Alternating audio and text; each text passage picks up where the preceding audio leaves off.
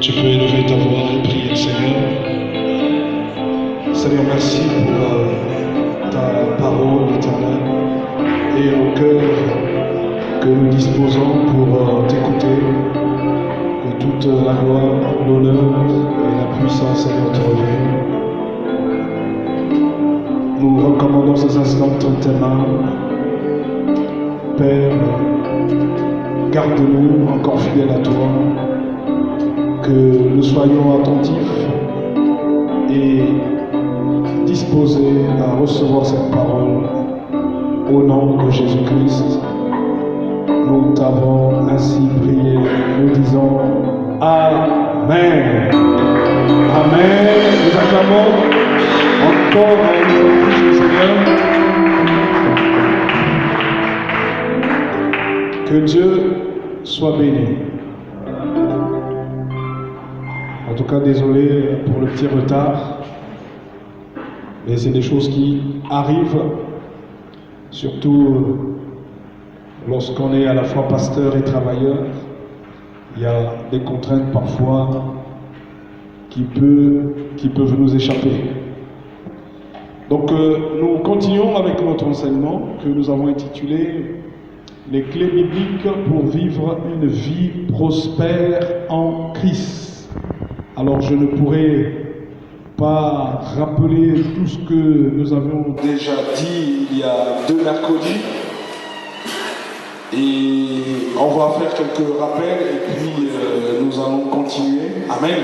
Parce qu'il faut aussi qu'on avance. Alors qu'est-ce que nous devions retenir par rapport à ce que nous avons dit?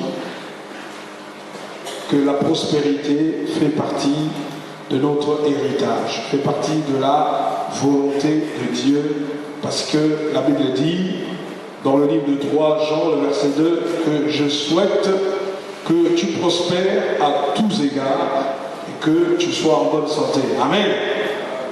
Alléluia. Donc c'est la volonté de Dieu.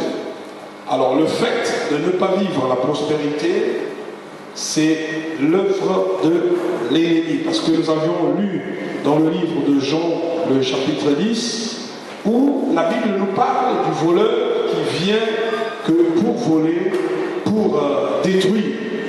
Et le bon berger qui vient et qui donne sa vie pour ses brebis, pour que les brebis soient dans l'abondance. Nous avions aussi compris que la prospérité voulait dire l'abondance. Amen. Donc, partant de ce fait, nous pouvons conclure et nous pouvons être tous d'accord que la prospérité est la volonté de Dieu pour nous qui sommes ses enfants. Alors nous avons dit que la religion a enseigné que ce n'est pas bien pour les chrétiens d'avoir des biens matériels ou d'être riches. Alors ça c'est contraire à la pensée de l'évangile. Alléluia. Nous verrons dans la suite de l'enseignement que dans la Bible il y avait bien de personnes qui avaient un cœur attaché à Dieu et qui étaient riches, qui étaient bénis aussi matériellement. Donc il ne faut pas que nous soyons limités, que nous soyons sous un joug quelconque, mais nous devions croire en ce que la parole de Dieu dit. Amen. Il y a de la puissance dans la parole de Dieu. Et ça dépend de ce que nous en faisons. Si nous utilisons la parole de Dieu pour notre bien, pour notre vie, nous allons voir les fruits de la parole. Amen. Alors, il y a des choses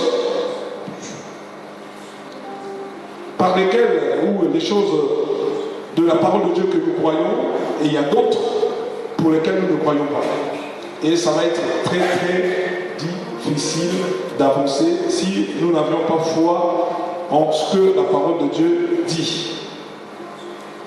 On a parlé de la manifestation de l'esprit de pauvreté, donc je vais plus y revenir. Mais en tant que chrétien, il y a des choses que nous vivons, que nous pensons que c'est normal, mais en fait, ce n'est pas normal. Alors ces choses doivent au contraire nous révolter. Amen. Quelqu'un qui est là dans le Seigneur, qui n'avance pas, qui n'évolue pas, qui tourne en rond, faut se poser les questions. Qui est-ce qui ne va pas? Amen. Tu peux avoir un besoin peut-être de te repentir, d'avoir un besoin de mettre de l'ordre dans ta vie. Et c'est important, et c'est pourquoi je dis toujours que la vie chrétienne est une vie de remise en question. Amen. Alléluia. Tous les jours, nous devions nous remettre en question. On fait comme un bilan, on fait comme un examen de sa marche chrétienne. On doit le faire régulièrement, au bout de l'année, peut-être, après 6 mois. Alléluia. Et vous voyez toujours que quand on arrive en fin d'année, chacun a un projet. Amen. Chacun a une prière, chacun a une demande. Dit Seigneur, cette année, je veux que tu fasses ceci. Cette année, je veux, cette année. Alléluia. Et là, nous sommes en mars. Donc le premier trimestre, ça va vers la fin. Et si on fait déjà un petit bilan du premier trimestre, depuis le 1er janvier jusqu'aujourd'hui, qu'est-ce qui a bougé? Qu'est-ce qui a changé? Quels sont les engagements que nous avons pris en décembre? Et qu'est-ce qui a changé par rapport à ces engagements? Est-ce qu'on est toujours au même point? Donc c'est ta responsabilité et c'est ma responsabilité. Amen. Donc prospérité veut dire avancer. Donc Dieu veut que nous puissions avancer. Alléluia. Nous ne pouvons pas être les mêmes. Servir le Seigneur et être pareil. Ce n'est pas possible. Alléluia. Alors je faisais rire des jeunes frères. Il y a des sorties de frères, c'est pas grave. Amen.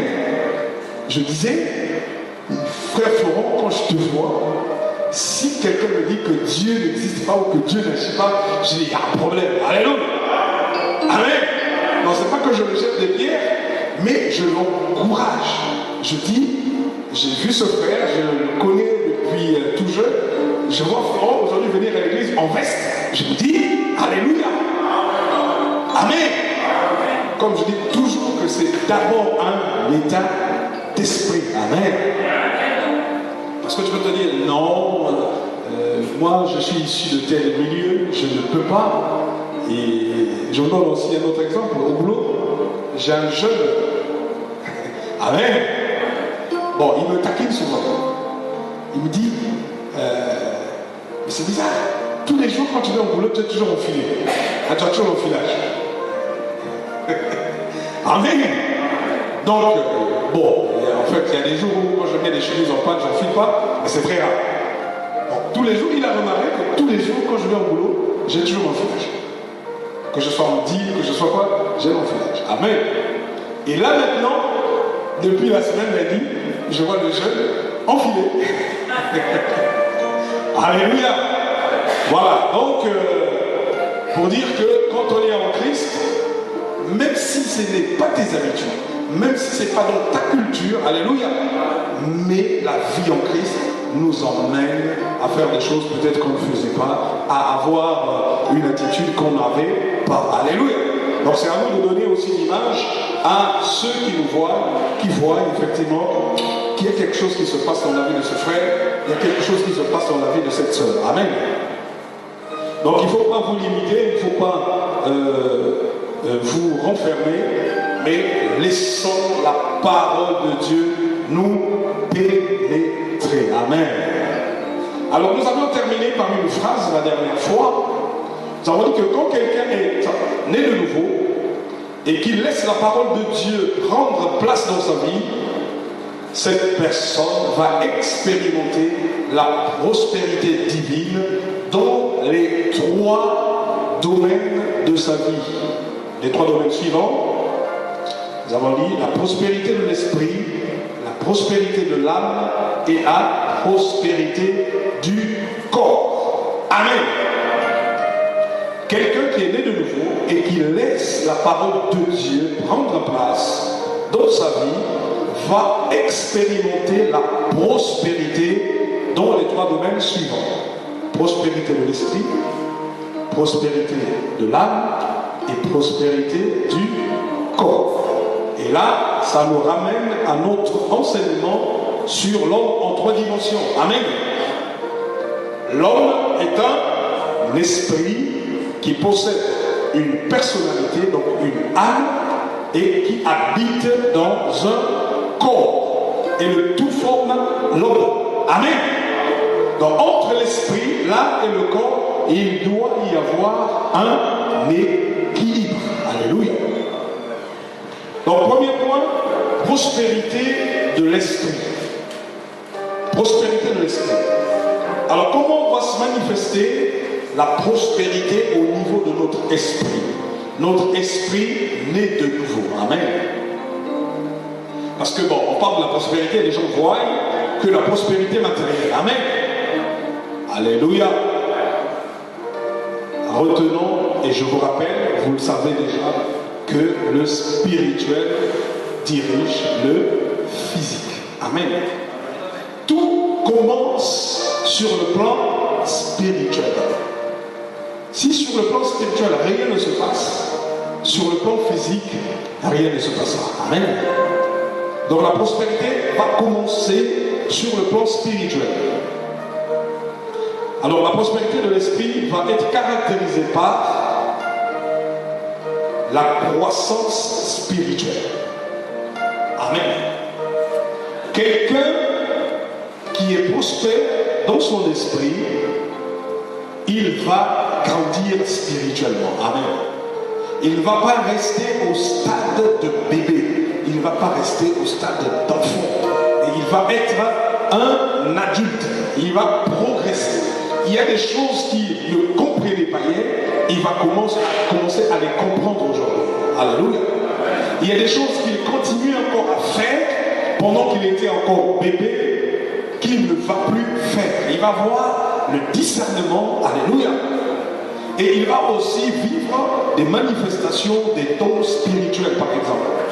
Là, on va parler de la croissance spirituelle. Amen. Alléluia. Alors, je ne vais pas... Vous voyez, c'est un enseignement qui va ouvrir sur d'autres enseignements, notamment sur grandir spirituellement. Et on a dit, si vous vous souvenez, ou ceux qui viennent à l'affermissement, il y a une des caractéristiques des bébés ou des enfants. Amen. Les enfants sont généralement instables. Amen. Les enfants sont bavards. Les enfants sont plaintifs. Les enfants aiment, bon, je ne sais pas, raconter des histoires. Les enfants aiment se plaindre, aiment aller réclamer. Amen. Alléluia.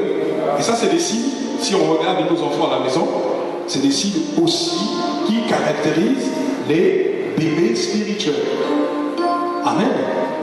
Or, quand on agrandit ou quand on est prospère dans notre esprit, nous allons voir que nous avons dépassé ces étapes.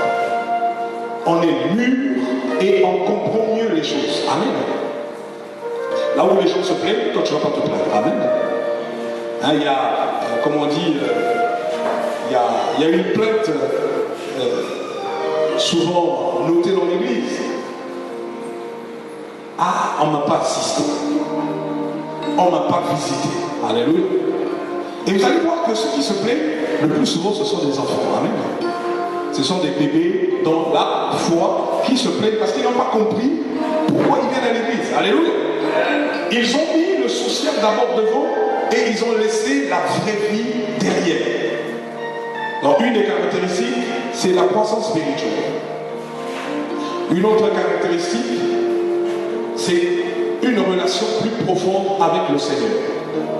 Donc quelqu'un qui est prospère dans son esprit, il va vivre une relation plus profonde avec le Seigneur. Une intimité. Il va avoir des moments personnels dans la présence de Dieu. Amen. Il ne va pas attendre que l'Église décrète un jeûne pour qu'il jeûne. Il va avoir des retraites aussi personnelles. Amen. Il peut se retirer dans la présence de Dieu. Il veut construire sa relation, que la relation qu'il a avec le Seigneur soit plus profonde. Au même titre que le Seigneur pouvait appeler Abraham son ami, s'il faut dire, alléluia, où il ne pouvait pas cacher certaines choses à Abraham. Donc on arrive à ce qu'on appelle l'intimité. Amen. C'est un moment de partage avec Dieu. Il n'y a plus de secret entre toi et Dieu. Troisième caractéristique, l'amour de la parole de Dieu et la soif de la prière. Amen. Quelqu'un qui est prospère dans son esprit, il va aimer la parole de Dieu. Il va aimer l'enseignement. C'est très triste de constater que les mercredis, l'église est vide. Alléluia. Et tout à l'heure, ce matin, je méditais, je dis, il y a comme deux églises. Il y a l'église de la semaine et il y a l'église de dimanche. Et je vais te dire que toi qui viens la semaine, tu reçois plus que celui qui vient que le dimanche. Alléluia. Tu reçois plus. Parce que c'est le mercredi que nous enseignons la parole de Dieu. Et l'enseignement nous fait grandir, l'enseignement nous emmène à nous épanouir. Amen. Donc je t'encourage, toi qui es là. Donc l'amour de la parole de Dieu. On est chrétien. Un chrétien qui n'aime pas la parole de Dieu, je ne sais pas si c'est un chrétien. Alléluia. Il y a des gens, malheureusement, qui n'aiment pas la parole de Dieu. Ils trouvent que c'est lourd. Il y a des gens qui viennent à l'église, ils disent bon, je viens seulement pour le temps de louange. Bon, la prédication, il va encore beaucoup parler. Non. Quelqu'un qui est prospère dans son esprit, il va aimer la parole de Dieu. Il va être heureux lorsqu'il médite la parole de Dieu. Parce que la parole de Dieu est un trésor. Alléluia. Il y a une richesse, parfois, que nous ne comprenons pas. Mais il y a vraiment une grande richesse dans la parole de Dieu. Donc quelqu'un qui est prospère dans son esprit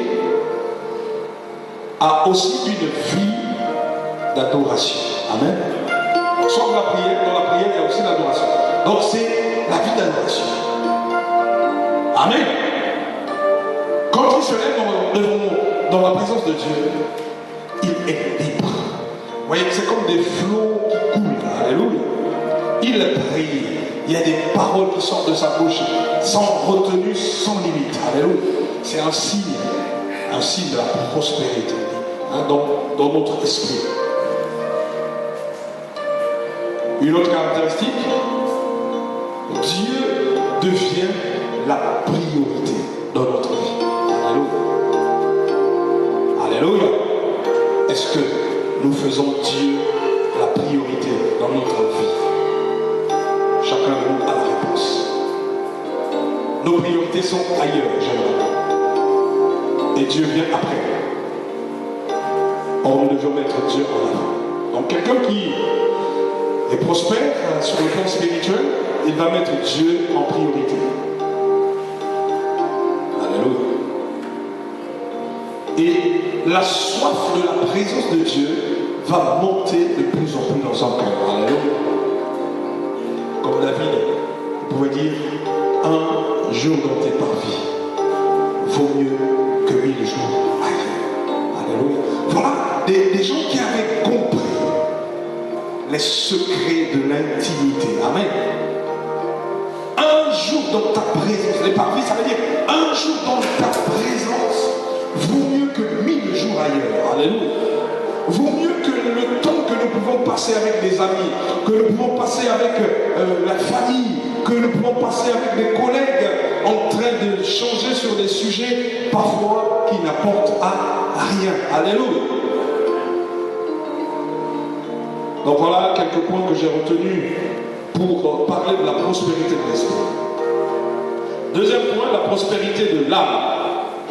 Prospérité de l'âme.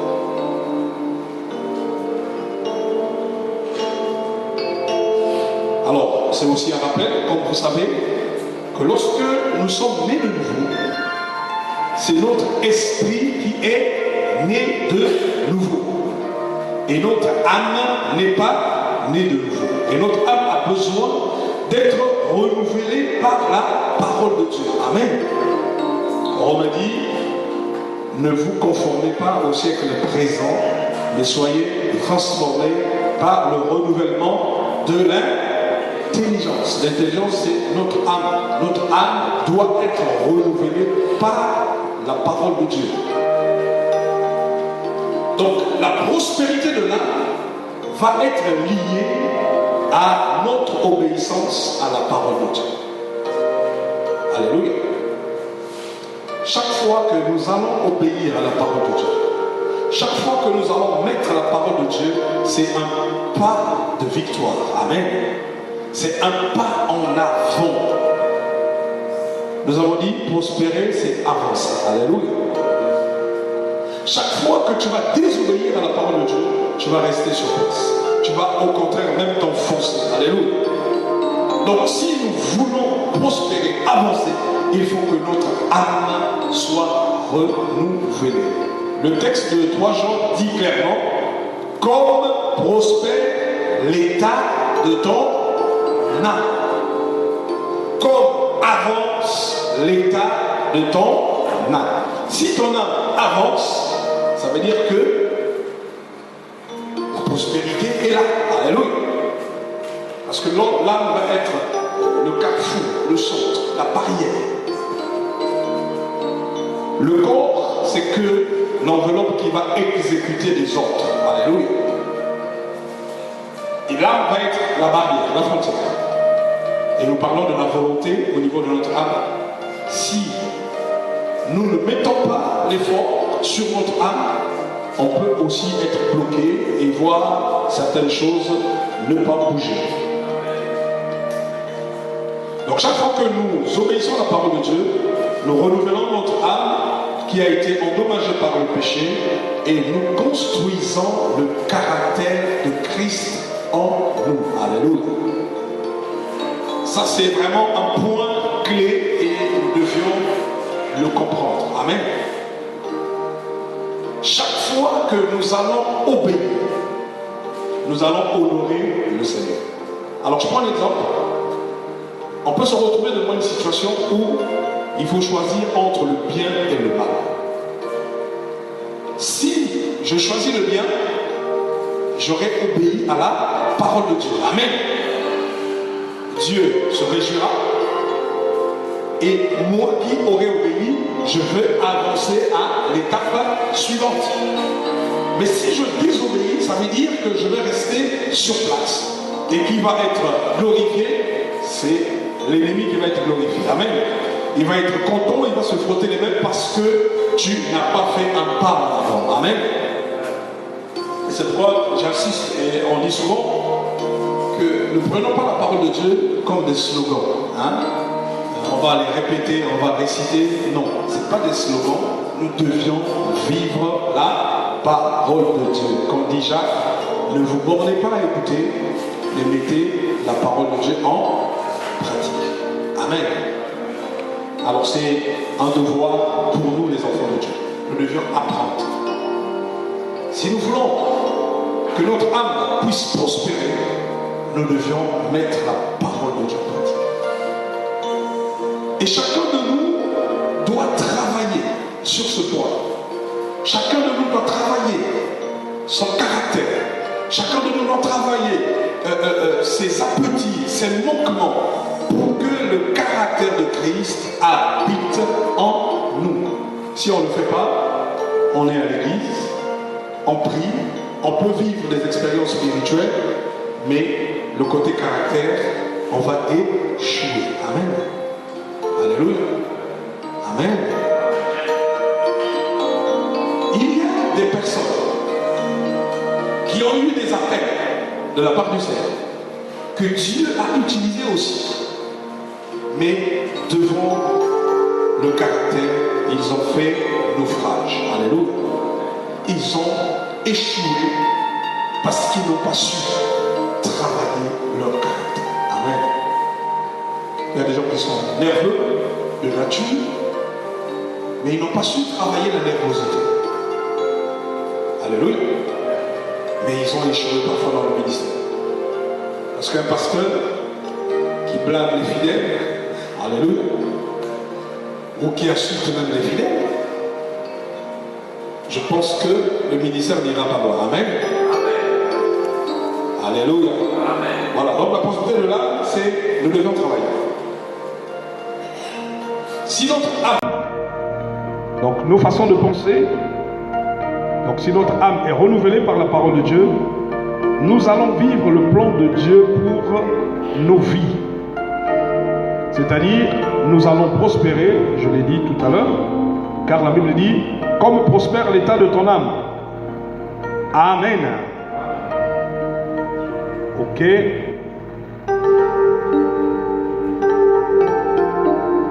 Si notre âme ou nos façons de penser ne sont pas renouvelées par la parole de Dieu, nous aurons des problèmes dans notre marche chrétienne. Ça, on l'a dit.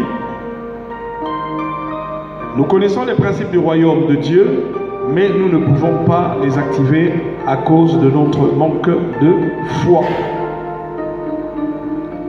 La conséquence est que nous vivons une vie de limitation, de manque, des maladies psychosomatiques qui touchent notre âme et notre corps. Alléluia. Voilà. Qu'est-ce que je voulais dire par là? Si on ne prend pas le soin de travailler notre âme, on vient à l'église, nous écoutons la parole de Dieu, nous connaissons les principes du royaume de Dieu, mais nous n'allons pas en profiter ou en bénéficier. Parce que nous allons rester dans le domaine émotionnel. Alléluia. On va rester dans le domaine théorique. Or, lorsque l'âme est renouvelée, la parole de Dieu va s'asseoir en nous. Alléluia. L'âme et l'esprit vont aller dans le même sens et le corps finira par suivre. Alléluia. Amen.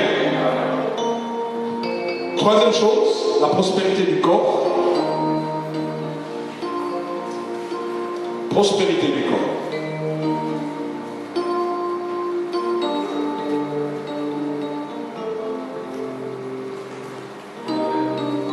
Alors, prospérité du corps, ça veut dire la bonne santé physique. Amen. La bonne santé physique fait partie de la prospérité de notre corps. Et ça touche quoi? La bonne santé. Ça touche l'hygiène. Ça touche beaucoup d'aspects. Amen. Même la nutrition. Alléluia. Ce qu'on mange. Et il y a un principe, parfois, on enseigne, mais parfois on oublie. Je parlais tout à l'heure de l'équilibre entre l'âme, l'esprit et le corps.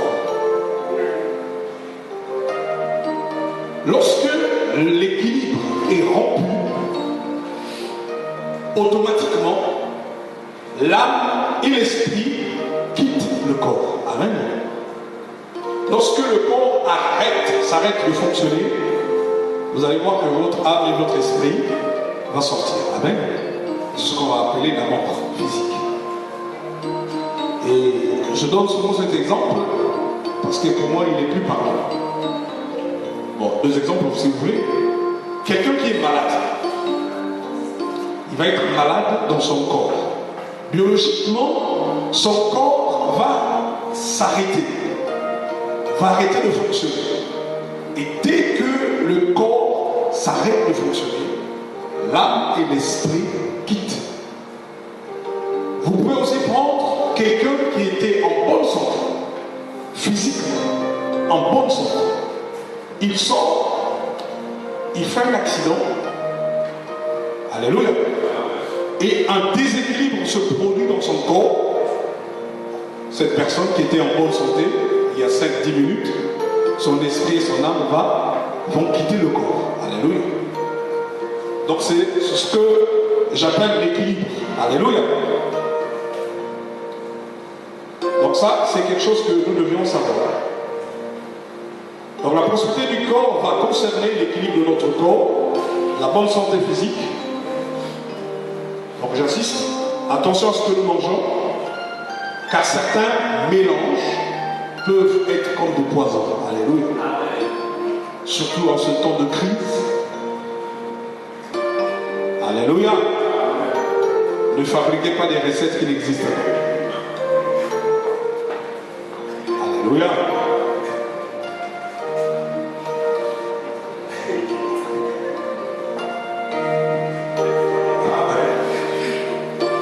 Amen. Alléluia. Non mais c'est la vérité. On va essayer de fabriquer des recettes qui calment le ventre. Hein? Moi, béton. Comme ça, on peut arriver au monde humain. Mais les recettes simples, amen. Moi, mon liquidage, ça, c'est pas un poison. Alléluia. Donc, on fait attention à ce qu'on mange. Ça, c'est sérieux. Il y a des aliments qui sont des poisons. Quand tu les mélanges. Bon, c'est vrai qu'il y a des trucs, parfois, on lit. Ne commettez pas la maladresse pour dire, je vais essayer. Parce que tu ne peux pas savoir biologiquement ou chimiquement comment cela peut réagir. Donc si tu ne prends pas soin de ce côté, tu peux précipiter ta mort physique sans que tu te rendes compte. Et là, on ne parlera pas de la prospérité du corps. J'ai parlé aussi de l'hygiène. Amen. Prendre soin de son corps. Amen. Ça fait partie de la prospérité, de l'hygiène. Se brosser les dents, ça fait partie de l'hygiène. N'est-ce pas, sœur Maria? J'en reviens toujours sur ça. Amen. Se laver, ça fait partie de l'hygiène. Sur notre corps, il y a ce qu'on appelle des pores. C'est ça, non? Ça sert à quoi les pores? Nous respirons aussi par les pores. Donc quelqu'un qui ne se lave pas, il peut aussi boucher les pores. Hein, les chats, ouais. Bon là, il fait chaud, hein, tout le monde se lave. Il y a des gens qui se lavent même 4 fois, 5 fois, c'est bon. Mais en saison sèche, il y a des gens qui ont des totems de chats. Alléluia. Totem de chat. Ou des gens, nous on appelait ça prise unique. Amen. Bon, aujourd'hui nous avons des moyens, vous avez des chauffe-eau. Mais moi j'ai vécu au village, je donne sur mon expérience. Amen. Saison sèche au village, c'est chaud, c'est grave. Quand tu n'as pas fait le feu, tu n'as pas fait bouillir de l'eau. Donc, il faut bien calculer le temps. Quand tu vois à une certaine heure, il y a un peu de soleil qui commence à sortir, c'est le moment de prendre la douche. Et quand tu as raté ce créneau-là, c'est fini. La douche, oublie. Bon, c'est pas parce que tu t'es pas lavé un jour que tu vas coucher les pores, alléluia. Mais c'est quelque chose qui doit être en permanence. Et vous allez voir qu'il y a des gens, effectivement, qui n'aiment pas cela. Donc ça aussi, ça peut détruire votre propre corps sans que vous vous rendez compte. Alors je ne rentre pas dans les considérations de ceux qui font, comment on appelle, qui décapent la peau, alléluia. Parce qu'ils vont dire ça fait partie de la prospérité du corps. Non. Dieu t'a créé tel que tu es. Amen. Amen. Oui, tu peux mettre ton lait, ok. Mais ne modifie pas ce que Dieu a créé. Alléluia. Il y a des gens qui sont très beaux avec leur teint naturel. Il y a des femmes qui sont très belles avec leur teint naturel. Que tu sois brune, que tu sois. Il y a des gens qui sont nés bruns, bruns. Amen. Bon, c'est vrai que les teints un peu clairs, parfois pour l'entretenir, c'est un peu difficile. C'est pas ça. Alléluia. Mais tu peux avoir un lait qui correspond à ta peau et tu le maintiens. Alléluia. Mais si ma coutangue, comme on dit, moi, bois noir. Hein, c'est ça, on dit bois noir. Alléluia. Mais 4 matins, on te voit comme un bois brun.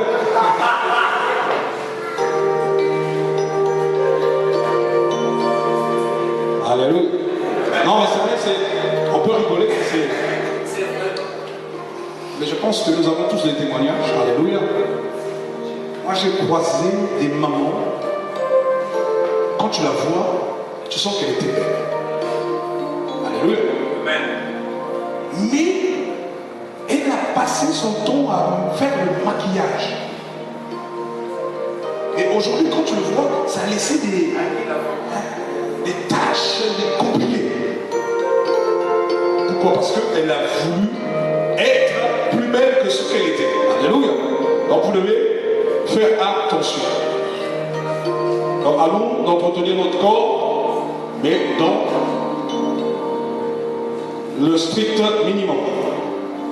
Alors un point qu'on peut ajouter, puisque nous parlons de la prospérité, dire entretenir le corps demande aussi avoir des moyens. Amen. Bien manger demande des moyens. Prendre soin de son corps, se vêtir, c'est avoir des moyens. Amen. Le frère Florent est revenu dans la salle, j'ai rendu témoignage tout à l'heure. Le frère Florent, pour avoir ses vestes, il a besoin de moyens. Frère, j'ai des cravates que je porte pas à la maison, il faut venir chercher. Alléluia. Je vois qu'il a l'onction des cravates. Non, c'est bien. Donc, ça demande des moyens. S'habiller, ça demande des moyens. Manger, ça demande des moyens. Alléluia. C'est clair. Vous allez voir quelqu'un, la différence est nette. Quelqu'un qui se débrouille, qui travaille, qui a à la fin du mois quelque chose, et quelqu'un qui n'a rien. Alléluia. Vous allez voir, vous pouvez le même entretien, vous allez vous rendre compte qu'il y a une différence. Parce qu'il a de quoi prendre soin de son corps. Amen. Et c'est pourquoi nous devions chasser l'esprit de pauvreté au milieu de nous. Amen. Il y a du potentiel au milieu de nous et nous avons des possibilités pour nous prendre en charge. Nous avons des possibilités pour prospérer avec ce que Dieu nous a donné. Et je crois que chacun de nous a reçu quelque chose de la part du Seigneur. Est-ce qu'on peut acclamer la parole du Seigneur?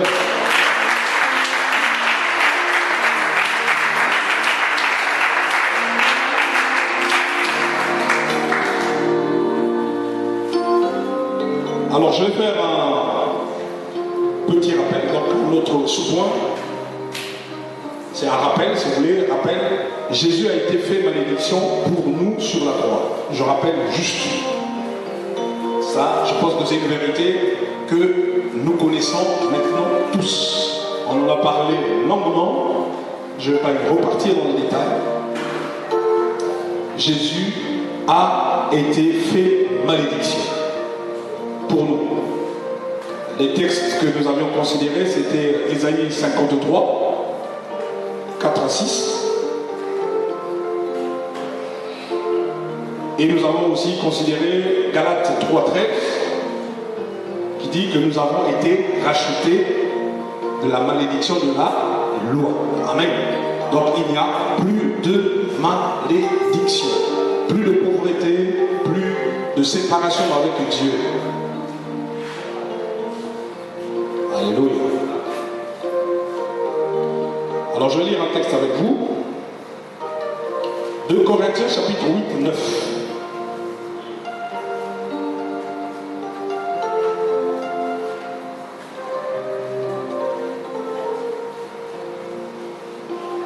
Corinthiens 8, 9. Car vous connaissez la grâce de notre Seigneur Jésus-Christ, qui pour vous s'est fait pauvre, de riche qu'il était, afin que par sa pauvreté vous fussiez enrichis. Donc Jésus s'est fait pauvre pour que nous soyons riches.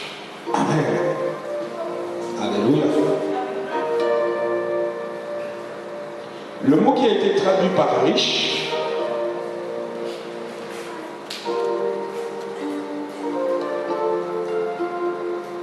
veut dire abondant en ressources matérielles, richesse ou encore possession de biens. Amen.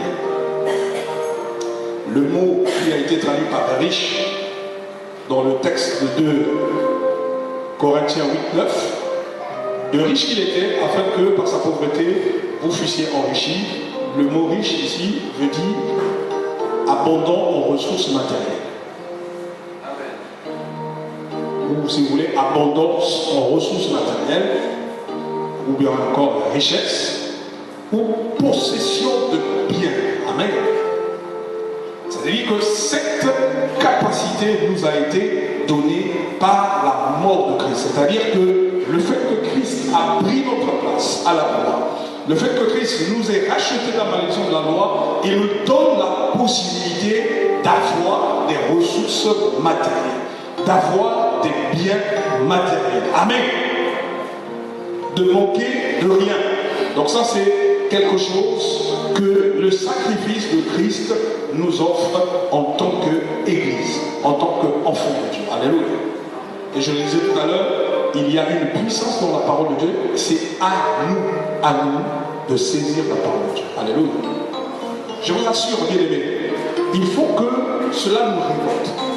Il faut que nous prenions des décisions qui s'imposent à notre vie. Je ne vous demande pas d'aller voler, je ne vous demande pas d'aller mentir dans la rue, mais qu'il y ait un examen de conscience d'abord et une prise de conscience pour dire que ce n'est pas normal. Alléluia. Amen. Ce n'est pas normal. On va dire oui, chacun sa grâce, d'accord. Mais moi j'ai connu le Seigneur, je dirais que ce n'est pas normal de vivre dans une vie de limitation. Alléluia. Dieu ne nous a pas limités et Dieu ne limite personne. Alléluia. Et je me souviens quand j'étais à l'école, et c'est le même raisonnement que je tiens toujours aujourd'hui. Tu peux me mettre devant un challenge, devant une difficulté. Même si c'est difficile, je dirais oui, je vais faire. Alléluia. Alors quel est le raisonnement que je tiens? Je disais, ou je dis toujours, que si X peut le faire, moi aussi je peux le faire. Amen. Si un tel peut faire ça, ça veut dire que moi aussi je peux le faire. Je ne me compare pas, mais je dis, en fait c'est quelque chose qui doit me booster, qui doit faire que j'aille au-delà de mes limites. Mais il y a des chrétiens, devant des challenges, ils baissent la garde. Ils disent, ah ça je ne peux pas. Je ne peux pas faire ça. Je ne peux pas aller loin. Je suis bloqué. Alléluia. Non, attention, il faut que la mentalité change. Et si on prend le temps pour enseigner, c'est pour que notre mentalité puisse changer. Donc Dieu nous veut prospérer dans tous les domaines de notre vie. Dans notre esprit, dans notre âme et dans notre corps. Dieu nous veut prospérer. Dieu nous veut nous voir avancer. Donc le sacrifice de Christ nous procure pas que le pardon des péchés, mais il y a tout un héritage qui nous appartient légalement en Christ. Amen. Alléluia. Ne réduisons pas le sacrifice de Christ au pardon de péché. Non. Il y a tout un héritage.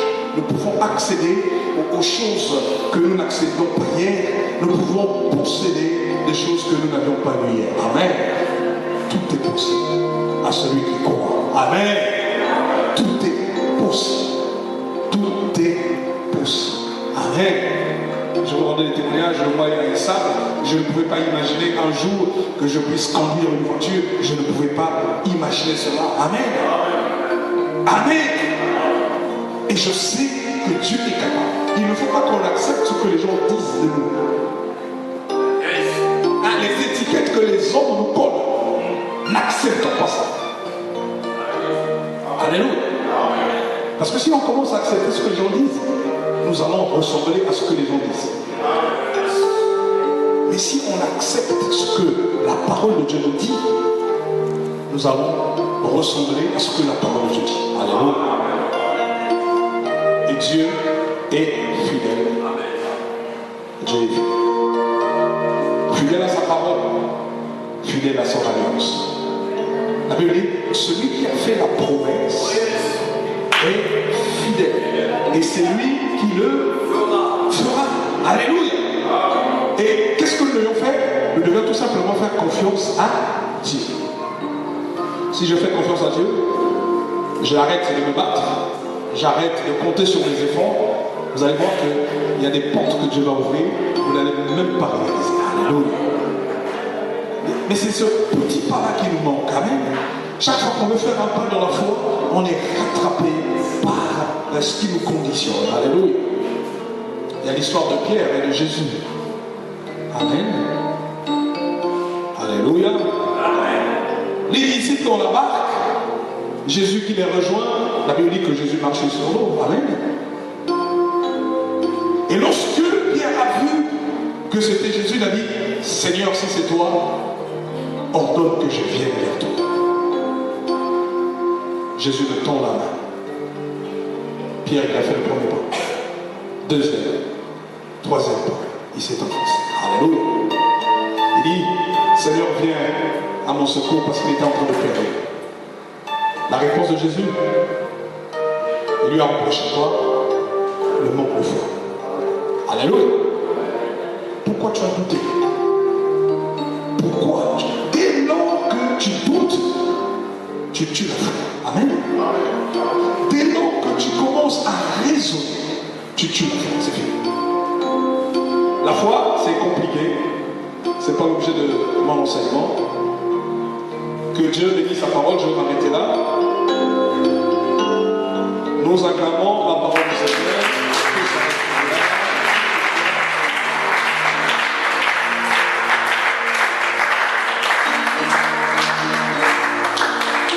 Que Dieu vous bénisse. Alors, si vous avez des questions, vous les gardez. Je commencerai par les questions mercredi prochain.